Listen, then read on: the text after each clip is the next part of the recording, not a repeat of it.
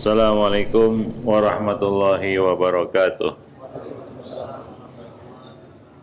Alhamdulillah, nahmaduhu wa nasta'inuhu wa nastaghfiruh wa na'udzu billahi min syururi anfusina wa sayyiati a'malina. May yahdihillahu fala mudhillalah wa may yudlil fala hadiyalah. Asyhadu an la ilaha illallah wahdahu la syarikalah wa asyhadu anna Muhammadan abduhu wa rasuluh.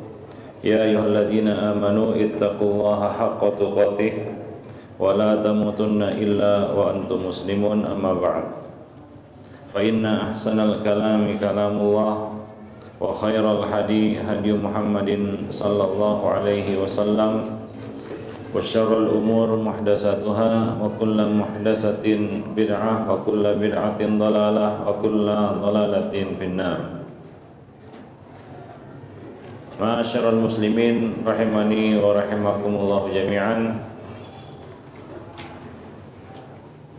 Pertama-tama kita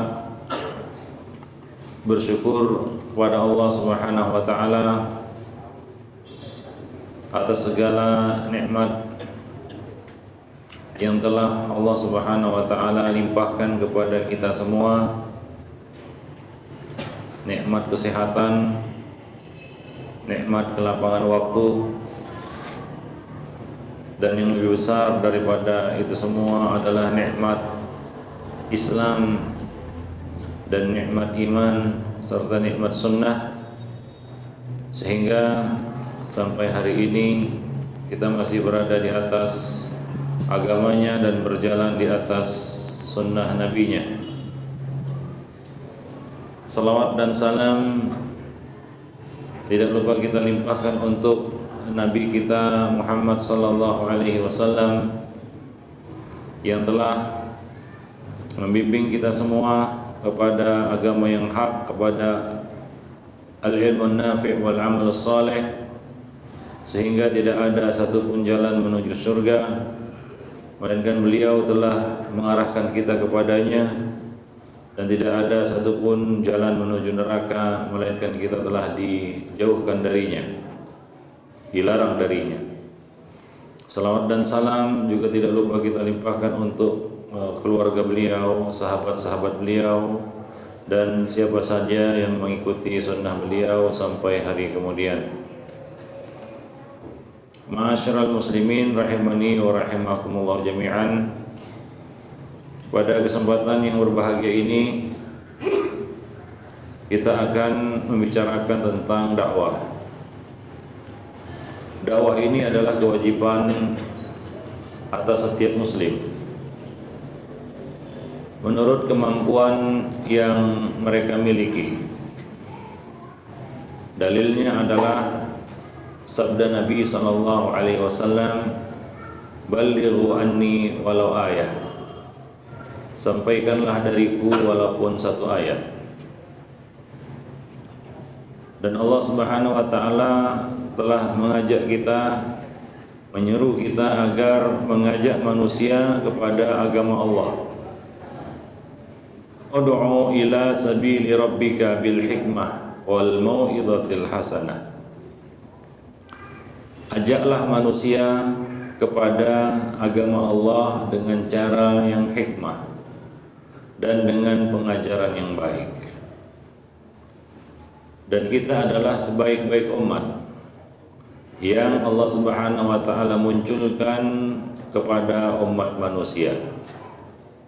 Kuntum khaira ummatin ukhrijat linnas ta'muruna bil ma'ruf wa tanhauna 'anil munkar.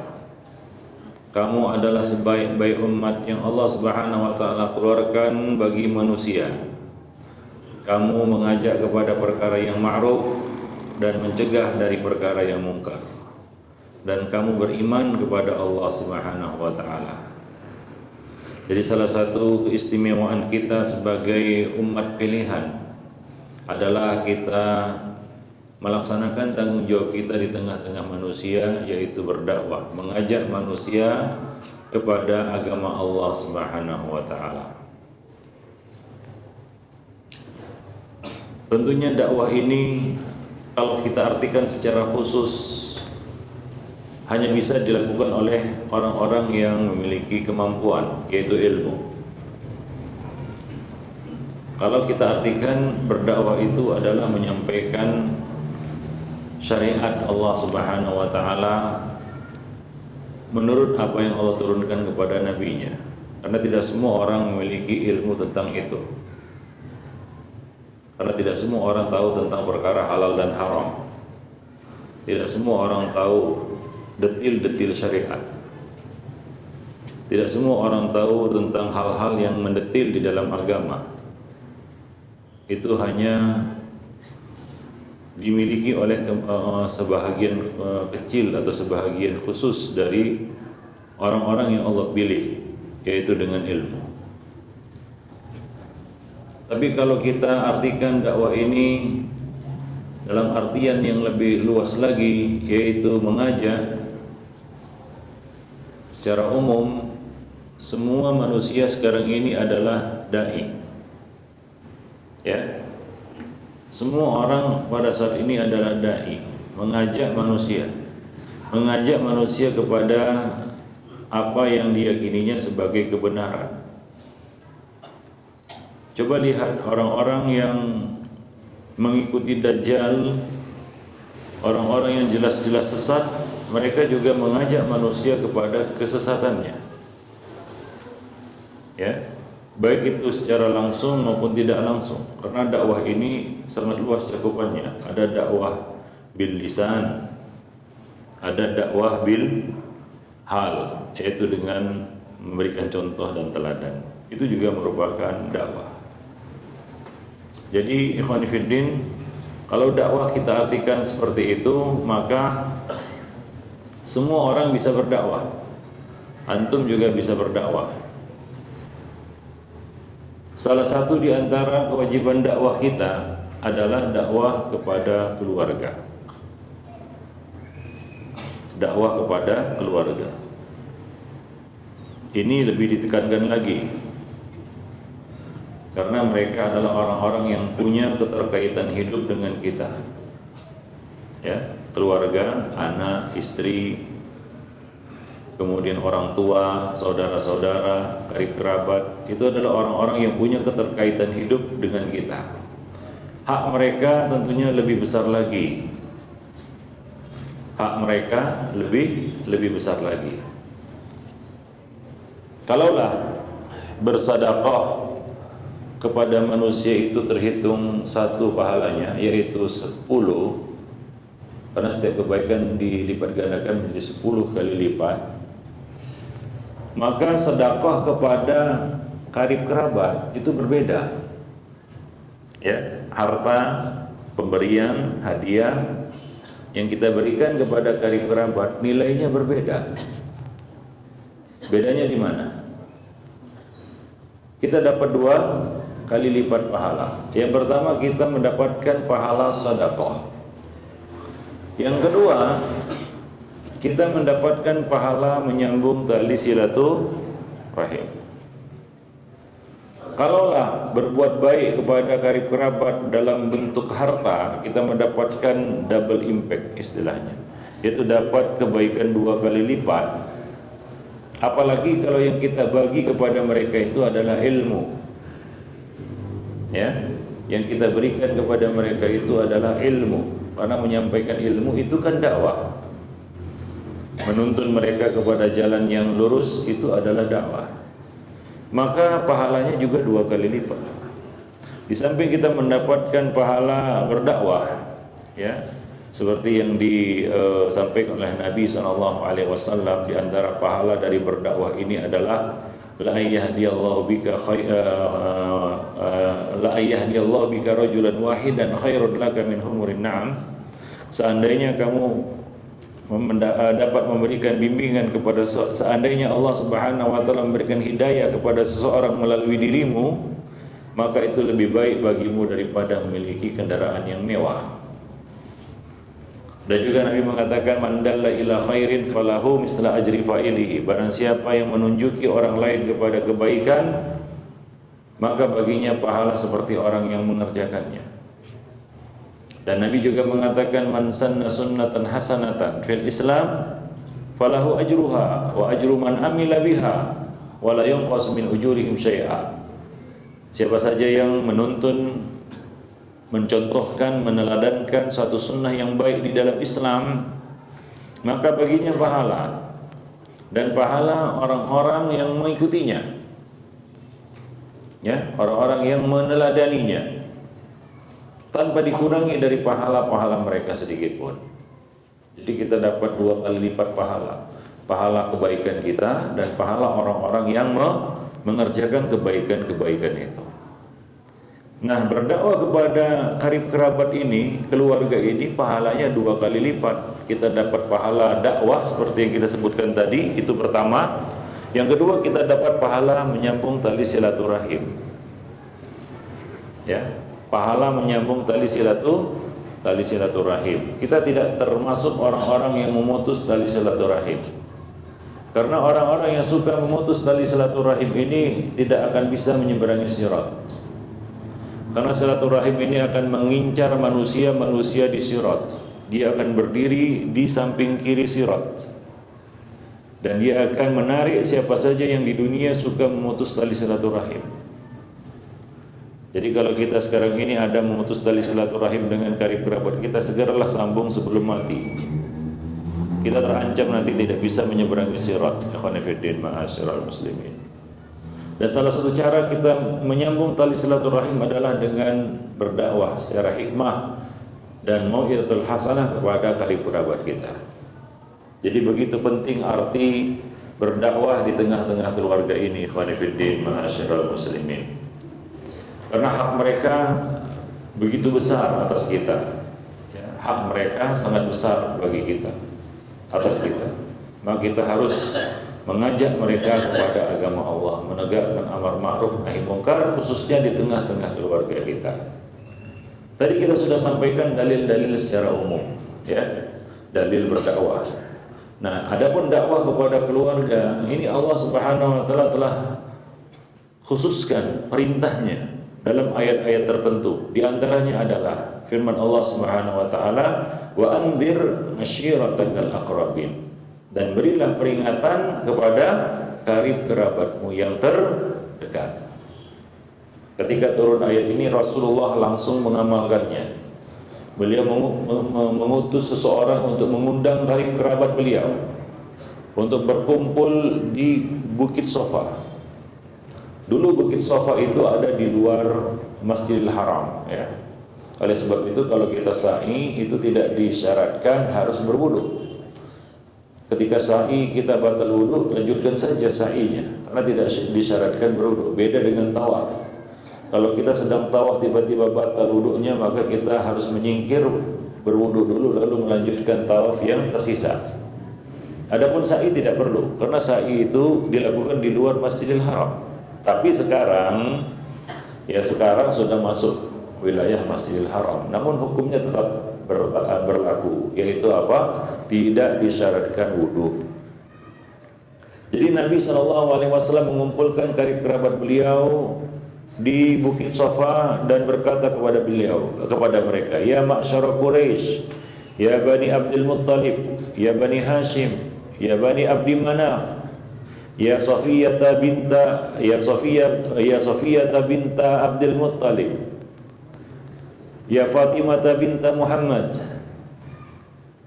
la ughni ankum minallahi syai'a." Aku tidak mampu dan tidak kuasa untuk menolong kamu, membela kamu sedikit pun di hadapan Allah pada hari kiamat. Ya Fatimah, salini min malillahi ma syi'ti. Mintalah kepadaku harta-harta yang kamu inginkan. Wala ughni anki minallahi syai'a. Aku tidak dapat membelamu di hadapan Allah Subhanahu wa taala. Mereka diajak oleh Nabi kepada Islam. Mereka diperingatkan oleh Nabi sallallahu alaihi wasallam, ya, bahwa seseorang tidak akan dapat cepat langkahnya di akhirat karena nasabnya. Man bati'a bihi amaluhu la yusra' bihi nasabuh. Barang siapa yang lambat amalnya, maka nasabnya tidak akan dapat mempercepat langkahnya nanti di akhirat. Jadi beliau memberikan peringatan, mengumpulkan karib kerabat beliau, mengutus seseorang untuk mengundang mereka dan berkumpul di Bukit Sofa. Maka kadang-kadang ada istilahnya arisan keluarga, ya.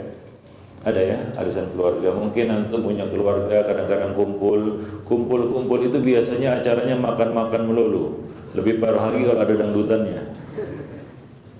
Ya lebih bagus kita kumpul-kumpul keluarga, entah itu namanya arisan atau apapun namanya, ya ada dakwahnya kan begitu ya, ada taklimnya, ada siraman rohaninya. Jangan kumpul-kumpul hanya untuk makan-makan saja.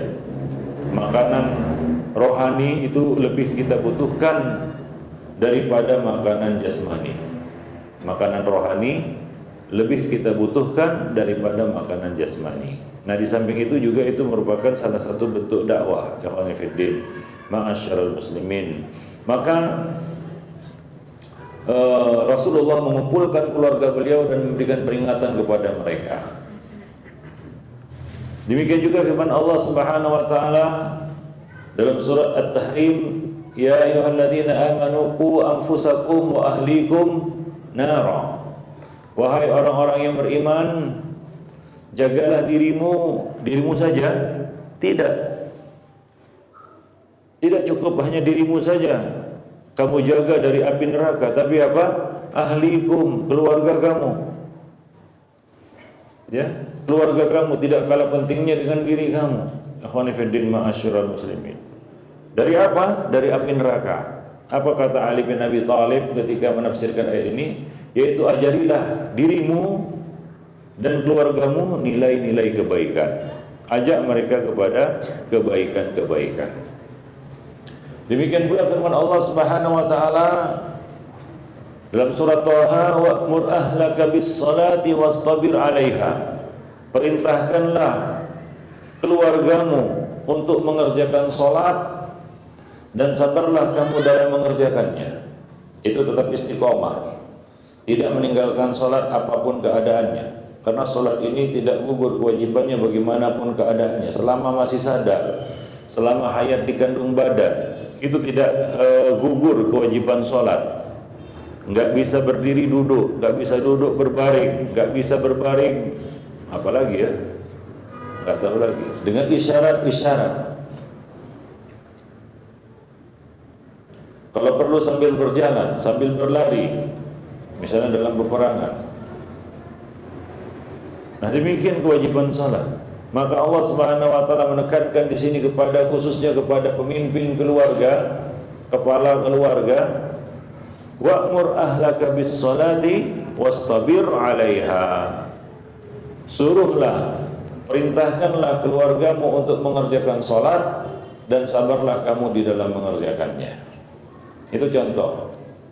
Ya, salah satu perintah di dalam Al-Qur'an untuk beramar ma'ruf nahi mungkar, tawasi bil haqqi wasabri wal marhamah di tengah-tengah keluarga. Demikian pula firman Allah Subhanahu wa taala. Ya. Wa idz qala Luqman li ibnihi wa huwa ya'idhuhu ya bunayya la tusyrik billah innasyirka la dzulmun adzim. Ini contoh dakwah yang Allah Subhanahu wa taala sebutkan di dalam Al-Qur'an, yaitu dakwah Luqman kepada anaknya. Dakwah Luqman kepada anaknya. Dan ingatlah ketika Luqman berkata kepada anaknya. Apa kata Luqman kepada anaknya? Dan dia sedang menasihati, memberikan mau'izah, pelajaran. Ya bunayya la tusyrik billah. Wahai anakku, janganlah kamu berbuat syirik kepada Allah Subhanahu wa taala. Ini dakwah di tengah-tengah keluarga, ikhwan fillah. Khususnya kepala keluarga kepada anggota keluarganya, kepada anaknya. Contoh yang lain, ikhwan fillah, ma'asyiral muslimin, masih di dalam Al-Qur'an. Allah Subhanahu wa taala bercerita tentang bagaimana para nabi berdakwah kepada anak-anak mereka. Wa wassa biha Ibrahimu banihi wa Ya'qubu ya baniya innallaha astafa lakumud din fala tamutunna illa wa antum muslimun.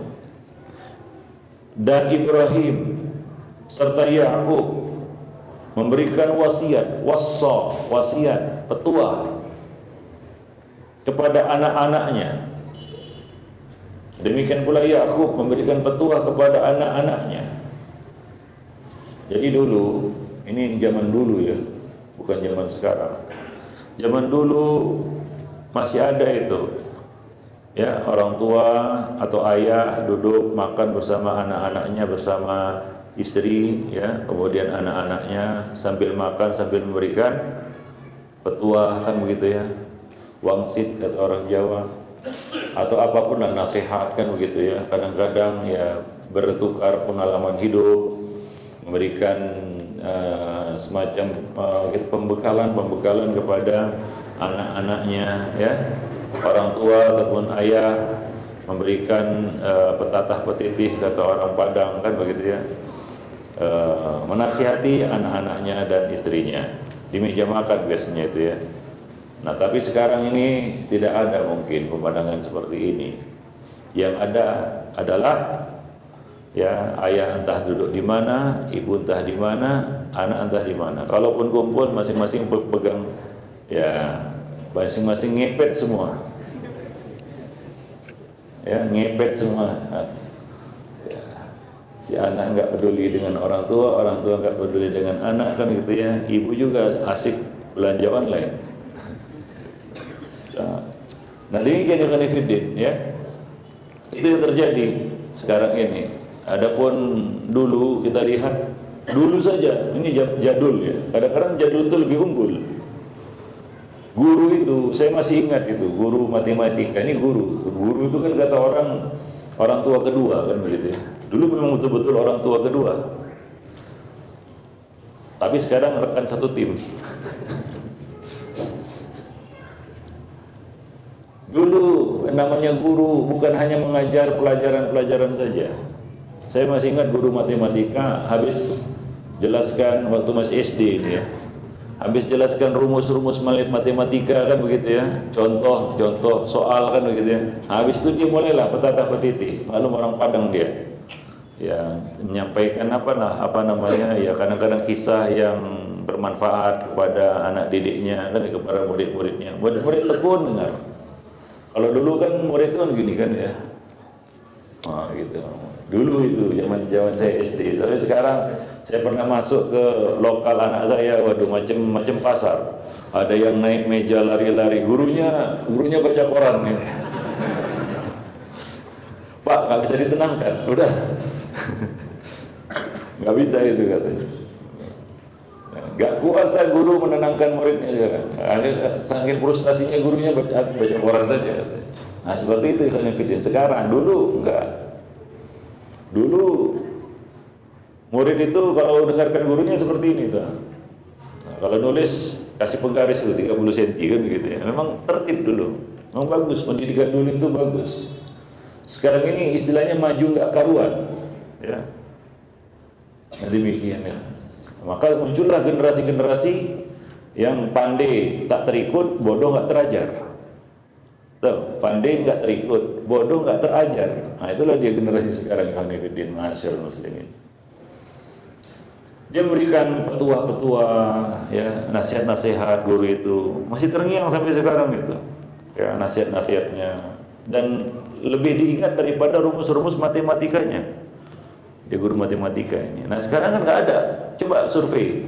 Silakanlah keliling Bandung kalau ada sekolah yang seperti itu. Tapi sidak ya. Ya, kalau nggak sidak ya bisa disetting kan begitu ya. Nah, tapi kalau sidak nggak ada, saya jamin nggak ada. Ya, yang tertib muridnya gini kan gitu. Dengarkan gurunya memberikan petua seperti ustaz kan gitu ya. Nggak ada.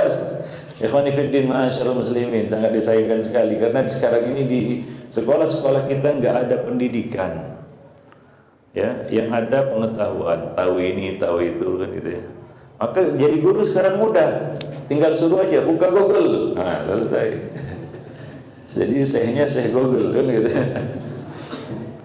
Ya kan? Enggak payah-payah, suruh aja buka Google, selesai. Habis itu gurunya main-main. Pergi sana, pergi sini. Nah, seperti itu Khonifuddin ma'asyiral muslimin. Jadi memang dakwah itu memang harus tegakkan di tengah-tengah keluarga. Ya, seperti halnya Luqman itu contoh. Dan tadi ini ya, Ibrahim dan Yakub, apa kata mereka kepada anak-anak mereka? Ini Ibrahim, ya, Yakub adalah anaknya. Baik bapak maupun anak melanjutkan tradisi ini, yaitu memberikan nasihat kepada anak-anak mereka. Jadi ini adalah turun-temurun dari Ibrahim menurun ke Yakub, kan begitu ya. Dan juga nabi-nabi setelah mereka. Baik. Apa kata mereka kepada anak-anak mereka? Innallaha astafa lakumuddin. Sesungguhnya Allah telah memilih satu agama bagi kamu. Fala tamutunna illa wa antum muslimun. Jangan sekali-kali kamu mati kecuali dalam keadaan muslim. Ya, ditanamkan akidah itu sejak dini di dalam rumah. Jadi dakwah di rumah itu sangat besar pengaruhnya, luar biasa ya khonifidin. Kalau antum sering datang ke masjid lihat anak-anak yang lompat sana lompat sini kan, teriak sana teriak sini, nggak bisa diatur, pening. Jangankan orang lain, orang tuanya saja, bapak ibunya pening, bingung gimana mengatasi anak ini. Tapi di sana ada anak yang anteng gitu ya, yang taklim duduk taklim, sholat ikut sholat kan begitu ya, enak juga melihatnya, senang melihatnya. Nah, di mana letak perbedaan antara dua anak ini? Sekolahnya? Bukan, mungkin sekolahnya sama. Karena sekolah mahal sekalipun tidak menjamin anak ini dapat hidayah, anak ini dapat akhlak yang bagus, tidak menjamin. Khonifuddin ma'asyarul muslimin. Sama seperti kita dapat membeli tempat tidur yang empuk, Alga Spring Bed, apa yang terkenal di sini saya pun nggak paham. Tapi kita tidak dapat menjamin dapat mimpi yang indah ketika tidur di atas kasur yang empuk ini. Kalau ada yang jual, saya belilah. Kasur empuk, dijamin tidur di atasnya dapat mimpi yang indah. Laku, Pak. Tapi nggak ada yang jual itu. Ya, demikian juga hidayah. Ya, sekolah nggak bisa menjamin ikhwan. Guru bagaimanapun canggihnya, berapapun dia dibayar, nggak akan bisa memberikan hidayah kepada anak-anak didiknya, kepada santri-santrinya, kepada murid-muridnya. Jangankan guru, Nabi saya tidak kuasa. Innaka la tahdi man ahbabta, walakin Allah yahdi man yasha. Di mana letak perbedaannya? Letak perbedaannya adalah dakwah di rumah. Anak yang anteng, terdidik, terpelajar, kayaknya punya attitude yang baik kan begitu ya. Ini menunjukkan bahwa orang tuanya dakwah di rumah. Ya. Bahwa rumah bisa menjadi pesantren, bisa menjadi sekolah, ibu bisa menjadi madrasah, guru bagi anaknya. Sehingga anaknya pun ketika ada di masjid, dia tahu adab masjid kan begitu. Memang sudah ditanamkan di rumah, disetting dia di rumah. Kalau nggak disetting noise saja di sini, bikin bising aja, bikin ribut kan gitu. Nah, ini menunjukkan bahwa ayah ibu ini tidak menjalankan fungsinya, tidak berdakwah dia di rumahnya. Dibiarkan saja anak itu tumbuh seperti rumput liar. Kalau antum dibagi sebidang tanah, anggaplah anak antum itu adalah tanah berharga kan, apalagi di Cihampelas atau Cipaganti, ini mahal. Kalau nggak percaya tanya depan ini, dikasihlah antum, dibiarkan saja, nggak dirawat, nggak dikelola, nggak ditanami apa-apa. Memang nggak sengaja nggak ditanam, sengaja nggak dirawat, dibiarkan aja. Apa yang tumbuh di situ? Teki, rumput liar. Ya, lebih-lebih lagi kalau sudah tinggi-tinggi rumputnya, bukan tidak mungkin ada ular ke situ kan begitu ya, binatang-binatang pengganggu di situ, waisikot. Nah itu kalau tanah itu kita biarkan begitu saja, memang punya kita, ya orang pun tertarik juga belinya, tapi nanti dibabat semua itu kan gitu. Tapi apa yang terjadi di situ? Ya keseraman, serem orang lihat kan begitu ya. Nah, tapi kalau kita kelola dengan baik, memang kita rawat dia, ya kita pupuk tanah itu, kita tanami subur, buahnya ada, gitu ya. Kemudian tanamannya juga tertata rapi, orang pun enak melihatnya, nilainya pun jadi lebih tinggi. Khonifuddin ma'asyarul muslimin. Orang senang melihatnya. Tapi kalau yang rumput liar tadi ngeri ya, ini apa nih? Jangan-jangan ini tanah berhantu kan gitu ya. Demikian. Jadi anak itu seperti itu juga ya khonifuddin. Ya, jadi kita dapat lihat anak-anak yang nggak bisa diatur di luar itu karena memang tidak diatur di dalam rumah. Anak-anak yang tertata rapi di luar itu artinya apa? Kedua orang tuanya betul-betul melaksanakan fungsinya. Jadi dakwah di tengah-tengah keluarga. Apalagi ada ancaman khususnya kepada kepala keluarga yang membiarkan keluarganya di atas maksiat, yang membiarkan kemungkaran terjadi di tengah-tengah keluarganya, dia akan terancam tidak akan mencium bau surga. Dan mereka disebut dengan sebutan dayus. Ya, tidak akan mencium bau surga dayus. Dayus tidak akan mencium bau surga. Siapa itu dayus? Yaitu pemimpin keluarga, kepala keluarga yang membiarkan kemungkaran terjadi di tengah-tengah keluarganya. Di sini ada kepala keluarga, ada yang calon kepala keluarga, iya kan? Ada yang nggak mau jadi calon. Antum udah nikah semua belum ya? Ini belum, masih ada yang culun-culun belum. Maaf, belum ya? Belum ya, segeralah. Ya ma'asyar syabab man istata' minkumul ba'ah fal yatazawwaj. Maka kalau belum nikah itu culun-culun biasanya. Ya menikah, antum akan jadi kepala keluarga. Nah, kepala keluarga itu adalah pemimpin. Ya, Nabi Allah Subhanahu wa taala mengatakan dalam Al-Qur'an, "Ar-rijal qawwamuna 'alan nisa." Laki-laki itu pemimpin bagi istri-istrinya, pemimpin bagi keluarganya. Nabi juga mengatakan, "Al-mar'u ra'in ala ahli baitihi." Seorang laki-laki pemimpin bagi anggota keluarganya, bagi keluarganya. Demikian. Jadi mereka punya kewajiban yang besar. Di pundak mereka ada tugas yang besar, yaitu berdakwah kepada keluarga mereka, kepada anak istri. Ikhwani fiddin ma'asyiral muslimin. Nah, di sini coba lihat bagaimana Nabi Ibrahim dan Nabi Yakub berdakwah, khususnya menanamkan akidah, ya, bahwa agama yang diridhai Allah itu adalah Islam. Jangan sekali-kali kamu mati kecuali dalam keadaan muslim. Ini wasiat yang luar biasa ini.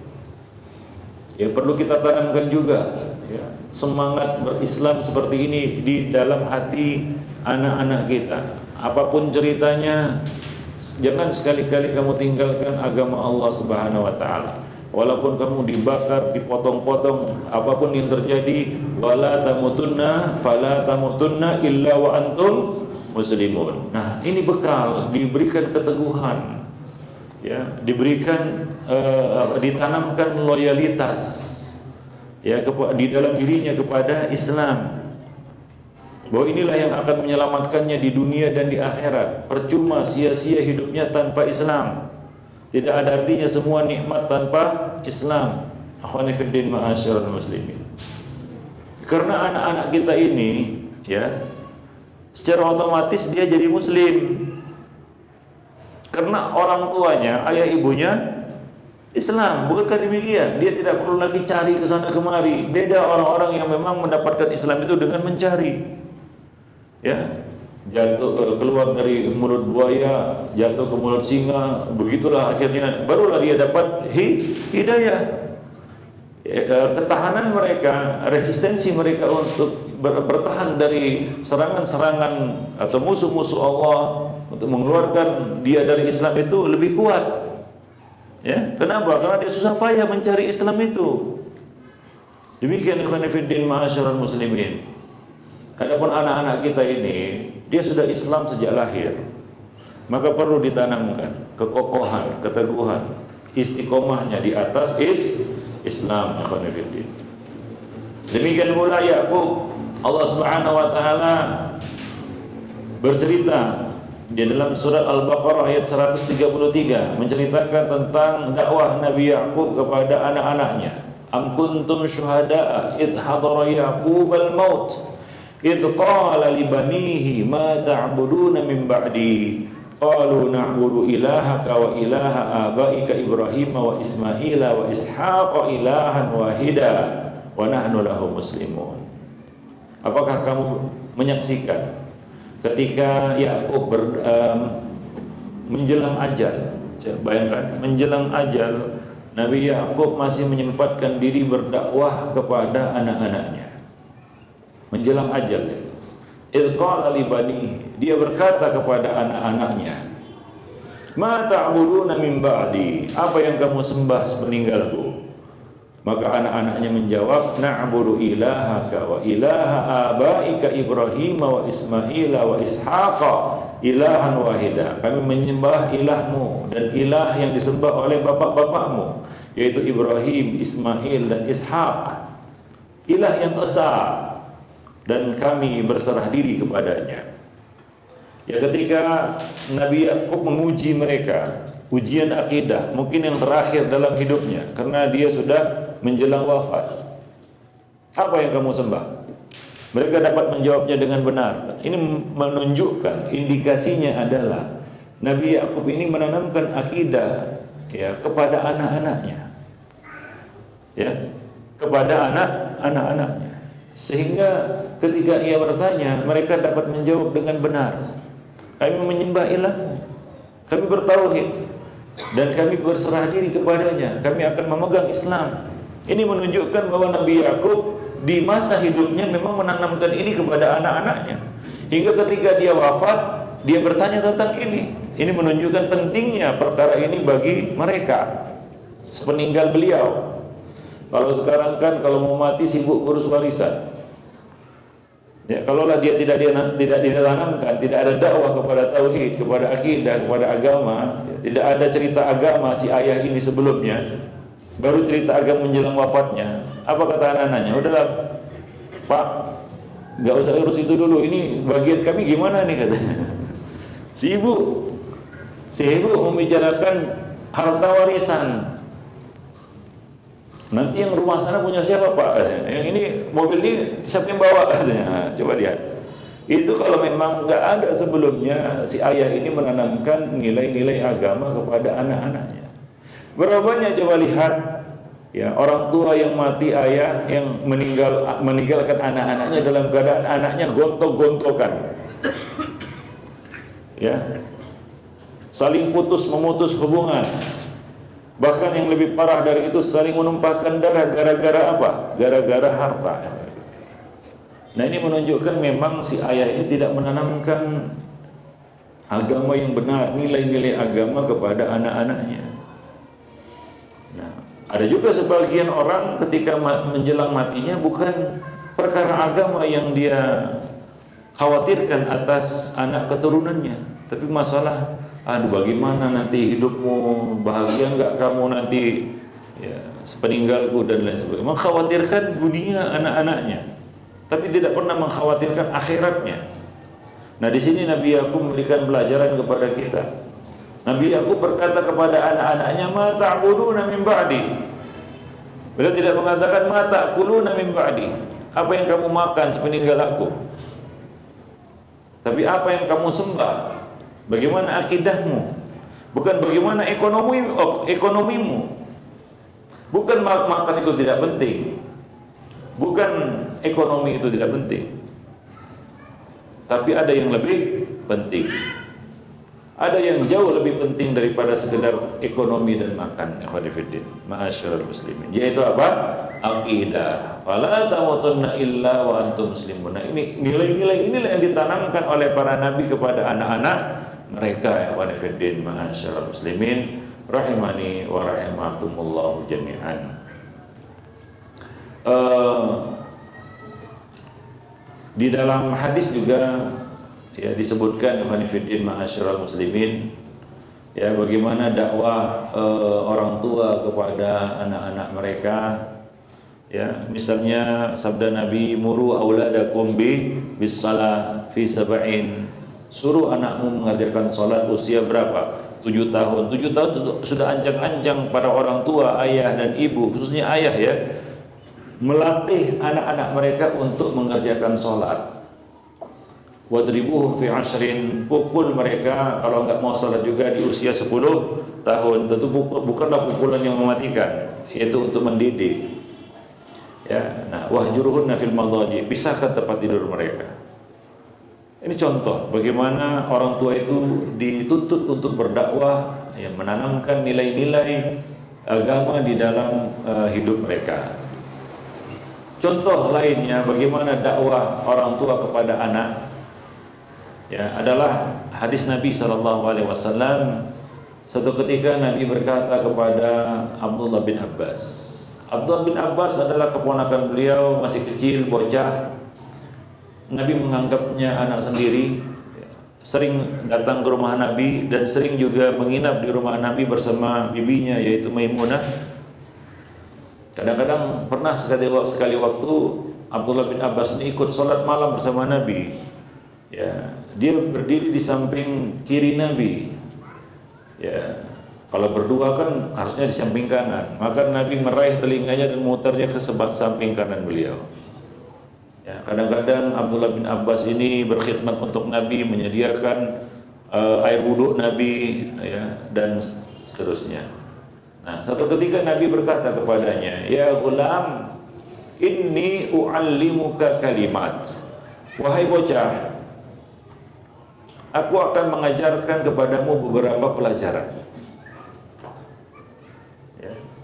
Jadi coba lihat Nabi itu memberikan ilmu tidak hanya di dalam majelis, tapi di luar juga. Di setiap momen dan kesempatan yang dapat dimanfaatkan untuk menyampaikan ilmu dan nasihat. Aku akan mengajarimu beberapa pelajaran. Ihfadillah yahfadka. Jagalah Allah, niscaya Allah akan menjagamu. Ihfadillah tajid tujahak. Ditanamkan ya imannya kepada Allah. Imannya kepada Allah Subhanahu wa taala. Wa idza sa'alta fas'alillah wa idza sta'anta fasta'in billah. Ditanamkan nilai-nilai tauhid, uluhiyah, ubudiyah kepadanya. Jika kamu minta, minta kepada Allah. Jika kamu mohon pertolongan, mohon kepada Allah Subhanahu wa taala. Nah, ini contoh bagaimana dakwah orang tua kepada anak-anak mereka. Ikhwan fillah, masyaallah muslimin. Bukan hanya menanamkan akidah, tapi juga menanamkan akhlak, menyemai akhlak yang mulia kepada anak-anak. Apalagi yang namanya guru itu kan digugu dan ditiru. Itu ada pendidikan yang paling ampuh adalah keteladanan, memberikan contoh teladan yang baik kepada anak-anak. Itu juga merupakan bentuk dakwah kita kepada mereka. Contohkan yang baik. Kalau kita ingin anak kita jujur, maka jangan sekali-kali kita sengaja berdusta kepadanya. Dan jangan mengajarinya dusta. Kalau ketahuan kita berdusta atau ngomong bohong kepadanya, maka cepat-cepat minta maaf supaya dia tahu bahwasanya bohong itu, dusta itu adalah buruk dan jelek. Tapi kadang-kadang orang tua itu ngajari anaknya bohong. Dia katakan kepada anaknya, "Nak, diam-diam ya, jangan kasih tahu ibu." Kalau nanti ditanya ibu, bilang begini aja. Ini kan menanamkan bohong, ya. Maka si anak pun berpikir, wah, kalau jadi orang tua boleh begini, gitu. Nah, ketika dia besar tertanam itu, buah jatuh tidak akan jauh dari pohonnya. Anak ini akan tumbuh di atas nilai-nilai yang ditanamkan oleh kedua orang tuanya, sengaja maupun nggak sengaja. Yang nggak sengaja itu ya memberikan teladan yang buruk kepada anak-anak, memberikan contoh yang buruk kepada anak-anak. Anak-anak itu kan masih polos, ya, masih polos dia. Dia ibarat kertas putih, ya, warna apapun yang disiramkan kepadanya itulah yang muncul. Kalau warna hitam dipercikkan di situ, gak mungkin jadi warna merah, hitam juga itu. Itulah dia anak, ikhwan fillah ma'asyiral muslimin. Dan orang tua berkewajiban, ya, karena Nabi mengatakan, kullu mauludin yuladu ala fitrah. Setiap bayi ini lahir di atas fitrahnya. Fa abawahu, nah ini kedua orang tuanya yang membuat dia Yahudi, Nasrani atau Majusi. Artinya mewarnai anak ini adalah orang tua. Ikhwan fillah ma'asyiral muslimin rahimani wa rahimakumullah. Jadi mereka berkewajiban, ya, untuk mendidik anak-anak mereka kepada kebaikan, khususnya kepada agama. Nah, itu contoh dakwah orang tua kepada anak. Demikian pula di dalam Al-Quran Allah Subhanahu wa ta'ala bercerita tentang dakwah anak kepada orang tua, seperti dakwah Nabi Ibrahim kepada ayahnya.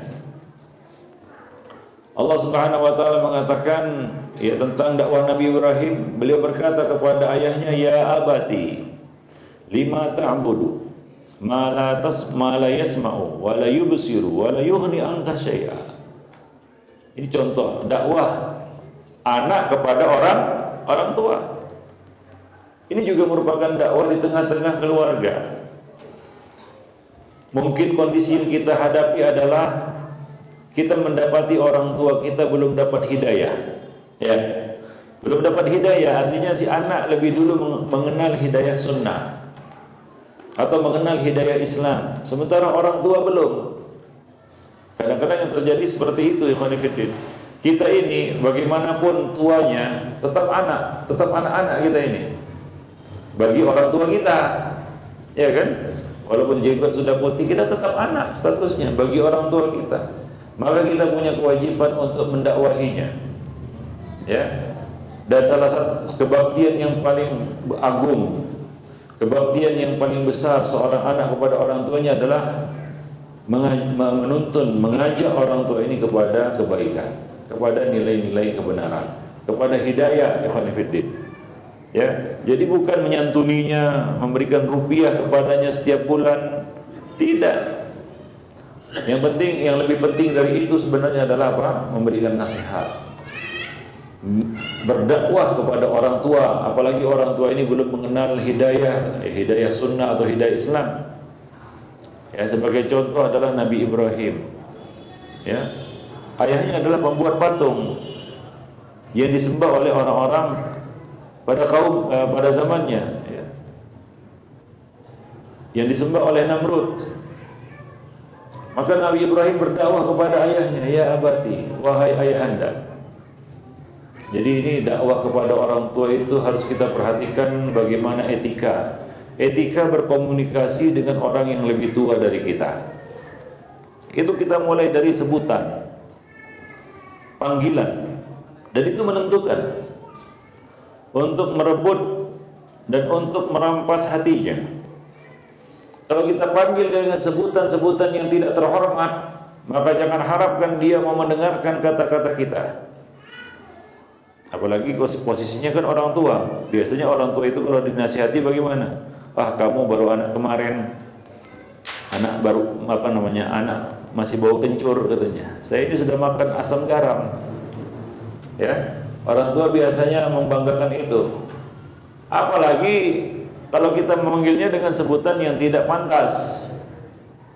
Kita panggil dengan namanya misalnya. Namanya Jamaluddin misalnya. Dipanggil Din, sini Din.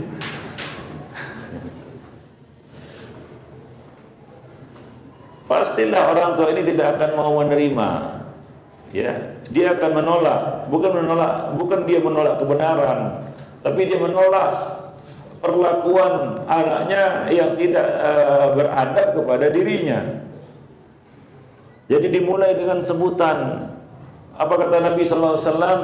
"Laisa minna man lam yarham shaghirana wa yuwaqqir kabirana." Bukan termasuk golongan kami orang yang tidak menyayangi yang lebih muda darinya dan menghormati orang yang lebih tua darinya. Jadi kita harus memberikan penghormatan. Itu dimulai dari panggilan. Maka panggillah dia dengan panggilan yang disukainya. Apa kira-kira panggilan yang disukainya? Atau yang lebih lembut? Ya, di dalam bahasa Arab banyak sebutan untuk memanggil orang yang lebih tua. Ya. Tapi Nabi Ibrahim memilih sebutan yang paling indah, yang paling tinggi. Nah, di dalam bahasa kita juga demikian, kan begitu ya? Pak dengan ayahanda kan beda. Lebih halus mana? Lebih tinggi mana? Kalau antum orang Jawa ada kromo inggil namanya gitu ya. Bahasa itu kan ada tingkatan-tingkatannya. Dalam bahasa Indonesia juga ada sebenarnya. Ya, maka pilih sebutan yang paling mulia untuk ayah kita. Lima ta'budu, mengapa kamu sembah? Nah, kadang-kadang manusia itu jangankan orang tua, anak-anak, orang tua pun nggak bisa mencerna ini, yaitu kalimat jangan. Ya, Anak-anak kalau terlalu dicekoki dengan kata-kata jangan, akhirnya dia resisten sudah, kebal dengan jangan itu. Yang dia dengar adalah sesudah jangan. Bukan nggak boleh pakai kata jangan ya, boleh, tapi jangan perlu diobral. Sikit-sikit jangan ini, akhirnya apa? Udah apa? Dia kebal dia dengan jangan itu. Bahkan kalau kita disuruh milih mana yang lebih kita gunakan, pendekatan mana yang kita gunakan, positif atau negatif? Jangan ini kan negatif. Tidak semua orang bisa mencerna kata-kata ini, jangan ini. Maka saya katakan, jangankan anak-anak, orang tua sendiri, jangan parkir di sini, parkir di sini. Ya, jangan lihat ke kiri, pasti lihat ke kiri itu. Nah, karena manusia itu punya rasa penasaran dia. Ya, dilarang malah mendekat. Coba lihat anak-anak, jangan pegang, dipegangnya itu. Nah, jangan pegang itu, listrik itu bahaya. Dipegangnya kan itu. Karena dia tidak lihat jangannya itu. Dia lihat yang dia cerna apa, yang masuk ke dalam otaknya itu pegang kan gitu ya. Ya, orang tuanya bilang jangan pegang, yang masuk dalam benaknya apa? Pegang, dan pegang. Maka dia pegangnya betul. Jangan ambil. Kata kita ya kepada anak kita. Maka yang terekam di dalam benaknya itu apa? Ambil. Kenapa? Karena jangan itu sudah terlalu sering mungkin didengarnya, maka enggak diindahkannya lagi. Diabaikannya saja. Diignore saja. Yang dia rekam apa? Yang dia tangkap apa? Ambil. Ya diambilnya. Padahal perintahnya jangan diambil. Maka Nabi juga melakukan pendekatan kepada anak-anak dengan pendekatan positif, bukan dengan pendekatan negatif. Bagaimana? Ada anak yang makan serabutan di depan Nabi, sedang makan saman, ya namanya juga anak-anak kan begitu ya, diambil sana, diambil sini, diambil situ. Kalau kita kan enak, jangan itu kan gitu ya. Jangan ambil, diambil. Nabi tidak. Nabi berkata kepadanya, ya ulam, samillah. Tidak langsung to the point, coba. Ya, ini yang mau diluruskan apa? Makan sana sini kan gitu ya. Ambil sana, ini yang mau dicegah ini. Tapi tidak to the point. Kadang-kadang kita memberikan nasihat, pelajaran ya kepada seseorang itu janganlah terlalu to the point. Ya, tidak satu jalan ke Mekah. Agak berliku-liku sedikit, itu kan lebih indah. Tiba-tiba cukup masuk ke sampai ke tujuannya. Ya gulam, samillah, baca bismillah. Kul biyaminik, makan dengan tangan kananmu. Wa kul mimma yalik. Nah, baru ini dia, ambillah yang terdekat darimu. Jadi Nabi tidak mengatakan jangan, tidak. Tapi apa? Memberikan informasi, ilmu, satu yang baru. Karena anak itu suka yang baru kan begitu ya. Wah, ini apa ini? Oh, makan bismillah. Makan dengan tangan kanan. Ambil yang dekat-dekat kan gitu. Nah, itu aja. Itu yang langsung terekamnya itu. Dia nggak akan terekam lagi yang negatif-negatif itu. Yaitu apa? Nggak boleh makan ini, jangan itu. Dia pun bingung nanti. Satu ketika Al-Hasan bin Ali, ini adalah cucu Nabi ya, Al-Hasan bin Ali. Waktu itu masih kecil, cucu Nabi mengambil dari tumpukan kurma, ya, sebiji kurma. Ini kurma zakat. Diambil oleh Al-Hasan bin Ali. Ya namanya juga anak-anak, nggak tahu dia. Dia masukkan ke dalam mulutnya. Nabi tahu, Nabi melihat. Maka Nabi mendatanginya dan Nabi mengeluarkannya dari mulutnya dan berkata kepadanya, "Nak, kita keluarga Muhammad tidak dihalalkan makan harta zakat." Nah, jadi Nabi tidak mengatakan, "Jangan makan, jangan ambil," tidak. Tapi berinformasi, informasi yang berguna baginya. Dia rekam itu. Anak-anak itu bukan SpongeBob, bukan mainan. Dia adalah manusia, makhluk yang berjiwa, ada perasaan, ada akal. Dia dapat belajar. Bahkan anak-anak itu lebih cepat belajarnya. Kalau nggak percaya, kasih orang tua anak gadget. Mana yang lebih pintar nanti 1 bulan kemudian? Pasti anak-anak. Mereka bisa cepat belajar itu, anak-anak itu. Beda dengan orang tua. Maka pepatah kita apa? Belajar di waktu kecil seperti apa? Mengukir di atas batu. Belajar di waktu besar seperti mengukir di atas air. Ya, nah demikian. Jadi Nabi memberikan satu maklumat kepada Al-Hasan bin Ali, walaupun masih kecil. Tidak mengapa, sampaikan. Ya, jadi masih anak-anak, maka biasanya dilarang ya, jangan ini. Anak itu pun mumet dia. Semua yang di hadapannya adalah jangan. Gitu. Akhirnya apa? Jangan itu diabaikan ya. Nah, ketika dia tahu itu, coba lihat Al-Aswad bin Abu Ali ketika bertanya kepada Al-Hasan bin Ali, kira-kira apa yang paling kamu ingat, memori bersama Nabi SAW waktu kecil dulu? Maka inilah yang diceritakannya. Artinya apa? Ya, kejadian itu teringat oleh Al-Hasan, diingat oleh Al-Hasan bin Ali sampai beliau dewasa. Ya, sampai beliau dewasa. Ya khonifuddin, ma'asyiral muslimin, rahimani wa rahimakumullah jami'an. Jadi Nabi Ibrahim ketika berdakwah kepada ayahnya, beliau melakukan pendekatan yang lebih lebih ramah, yang lebih bisa diterima oleh orang tua. Apa itu? Dengan memberikan pertimbangan 5. Mengapa? Walaupun maksudnya apa? Larangan. Pak, jangan merokok, Pak. Mati besok Bapak. Aduh, ini anak ini. Maka bapaknya kata, saya udah lama merokok, gak mati-mati. Kasih pertimbangan dia. Kan orang tua itu senang kalau dikasih pertimbangan, ya kan? Baik buruk dia. Jangan disuruh-suruh. Karena orang tua itu biasanya nggak suka disuruh-suruh, betul Pak ya? Apalagi yang nyuruh anak muda. Kurang ajar nih anak muda katanya. Anak kemarin berani nyuruh-nyuruh. Ya, ini anak-anak muda harus paham juga. Kenapa? Orang tua itu nggak mau disuruh-suruh. Nanti kalau antum sudah jadi orang tua, tahu lah itu. Bagaimana nggak enaknya, sebelnya, jengkelnya, dongkolnya kalau disuruh-suruh sama anak muda. Sekarang belum terasa. Maka Nabi Ibrahim berkata kepada ayahnya 5. Mengapa? Dikasih pertimbangan. Ini kepada orang tua, ya khonifuddin ma'asyarul muslimin, rahimani wa rahimakumullah. Tapi kalau disuruh, nggak mau dia. 5 ta'budu. Mengapa kamu sembah sesuatu yang tidak dapat melihat, tak dapat mendengar, tak dapat bermanfaat, berguna bagi dirimu sama sekali?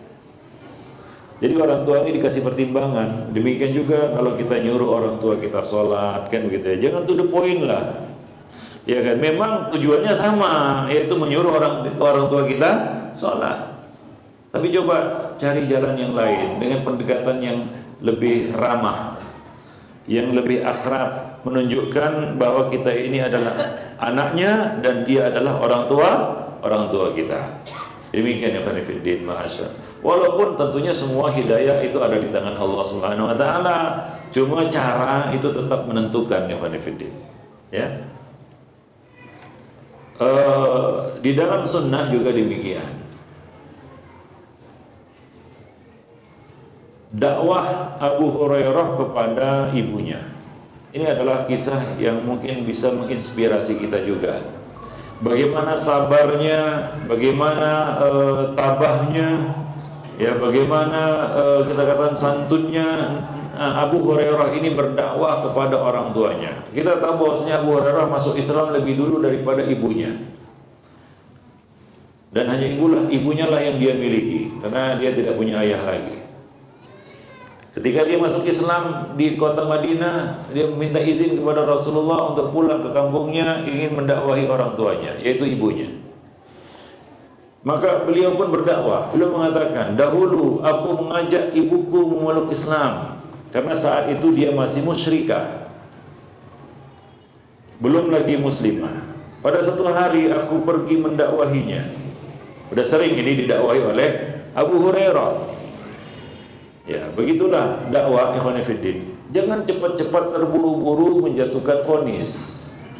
Baru 1-2 kali berdakwah langsung turun vonis. Wah, ini dasar keras kepala. Ya kan? Nabi berdakwah berapa tahun? Totalnya 23 tahun ya kan, 13 tahun di Mekah. Ya, tapi beliau tetap sabar. Bahkan beliau mengatakan Allahumma ighfir li qaumi fa innahum la ya'lamun. Dilempari dengan batu ketika beliau berdakwah di Taif, bayangkan. Seorang nabi. Tapi beliau ketika ditawari oleh malaikat penjaga gunung, wahai Muhammad, aku telah diperintahkan untuk melakukan apa yang kamu inginkan. Jika kamu ingin aku timpakan dua gunung ini kepada mereka. Tamat ceritanya. Tapi Nabi mengatakan tidak, jangan. Aku masih ingin berharap nanti akan keluar dari benih-benih mereka orang-orang yang menyembah Allah Subhanahu wa taala. Yang menyembah Allah Subhanahu wa taala. Nah, demikian ya fiddin ma'asyiral muslimin. Jadi Abu Hurairah tidak cepat-cepat terburu-buru menjatuhkan vonis. Beliau terus berdakwah. Satu hari aku pergi mendakwahinya, lalu aku mendengar perkataannya yang tidak enak tentang Rasulullah. Ya, mungkin ibunya mencela Rasulullah. Aku pun menemui Rasulullah sambil berlinang air mata. Beliau sangat sedih. Kalau sebelum-sebelumnya dakwah beliau ditolak, beliau nggak begitu sedih. Ya diusahakanlah besok, kan begitu ya. Tapi ini beliau sedih. Kenapa?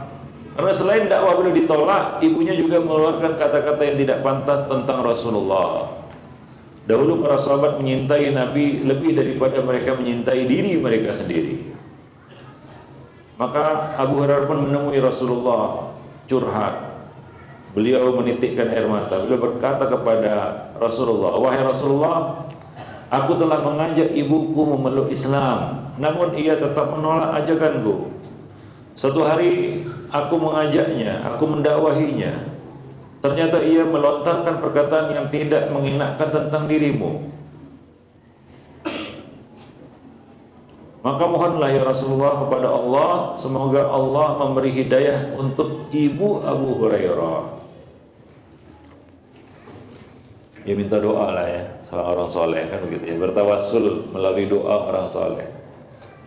Maka Nabi pun mengatakan, Nabi pun berdoa, Allahumma hdi ummi Abi Hurairah. Doa.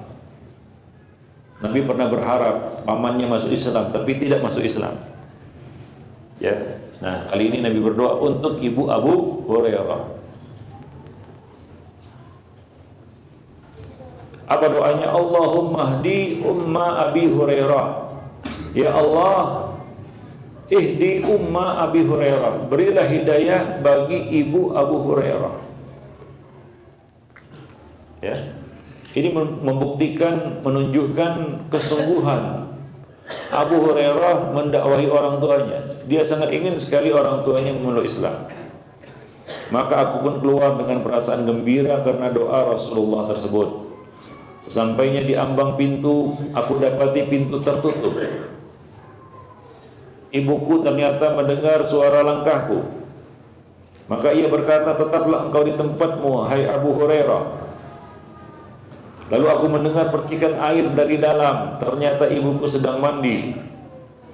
Lalu mengenakan baju kurung dan selendangnya. Baru kemudian membukakan pintu.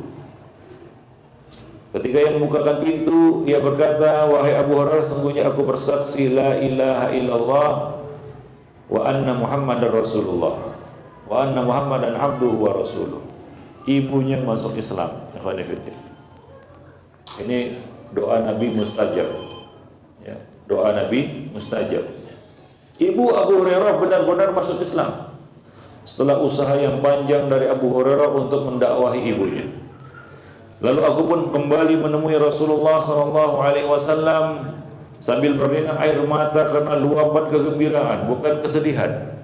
Kalau yang pertama tadi beliau menangis karena sedih, kali ini datang menemui Rasulullah dalam keadaan gembira, berlinang air mata karena sangat gembira. Abu Hurairah berkata kepada Rasulullah, wahai Rasulullah, sambutlah kabar gembira, doamu telah dikabulkan oleh Allah. Allah telah memberi hidayah bagi ibu Abu Hurairah. Maka Rasulullah pun memanjatkan segala puji bagi Allah sembari mengucapkan perkataan yang baik. Lalu Abu Hurairah berkata, wahai Rasulullah, mohonlah kepada Allah agar menjadikan segenap kaum mukminin menyintai aku dan ibuku, serta menjadikan kami menyintai hamba-hambanya yang beriman. Maka Rasulullah sallallahu alaihi wasallam berdoa, Allahumma habib ubaidaka hada, yaitu Abu Hurairah, wa ummahu ila ibadikal mu'minin wa habib ilaihimul mu'minin, fama khuliqa mu'minun yasma'u bi wa la yarani illa ahabbani. Ya Allah, jadikanlah hambamu ini, yaitu Abu Hurairah dan ibundanya orang yang dicintai oleh kaum mukminin, dan jadikanlah mereka menyintai orang-orang yang beriman. Maka apa kata Abu Hurairah? Maka setiap hamba mukmin yang mendengar tentang diriku dan melihatku, ya, yasma'u bi wa yarani, setiap orang yang mendengar tentang diriku dan menyintai dan melihat aku, ya, maka mereka pasti menyintaiku, pasti mencintai diriku dan ibuku. Nah, itu Abu Hurairah radhiyallahu anhu. Nah, demikian ya Fanifidin. Maka sekarang ini kalau ada orang yang membenci Abu Hurairah, orang ini tidak pernah doa Nabi. Nabi telah mendoakan orang-orang yang beriman pasti menyintai Abu Hurairah. Ya, orang-orang yang beriman pasti menyintai Abu Hurairah. Kalau dia tidak mencintai Abu Hurairah, maka perlu dipertanyakan imannya, ya. Perlu dipertanyakan imannya. Karena sekarang ini banyak orang-orang yang berusaha untuk menjelek-jelekkan, ya, menjelek-jelekkan Abu Hurairah, khususnya dari kalangan Syiah Rafidhah. Karena Abu Hurairah paling banyak meriwayatkan hadis Nabi itu adalah Abu Hurairah radhiyallahu anhu. Nabi berdoa, ya Allah, jadikanlah hambamu ini dan ibunya orang-orang yang dicintai oleh orang-orang yang beriman, menjadi orang yang dicintai oleh orang-orang yang beriman. Jadi tidak ada yang menyintai Abu Hurairah kecuali orang yang beriman. Khonifuddin ma'asyiral muslimin. Baik, poinnya adalah bagaimana dakwah Abu Hurairah kepada ibunya. Khonifuddin. Nah, inilah dakwah yang mesti kita tunaikan di tengah-tengah keluarga kita, yaitu dakwah orang tua kepada anak dan dakwah anak kepada orang tua. Nah, sekarang kita ingin bercerita sedikit tentang dakwah suami kepada istri.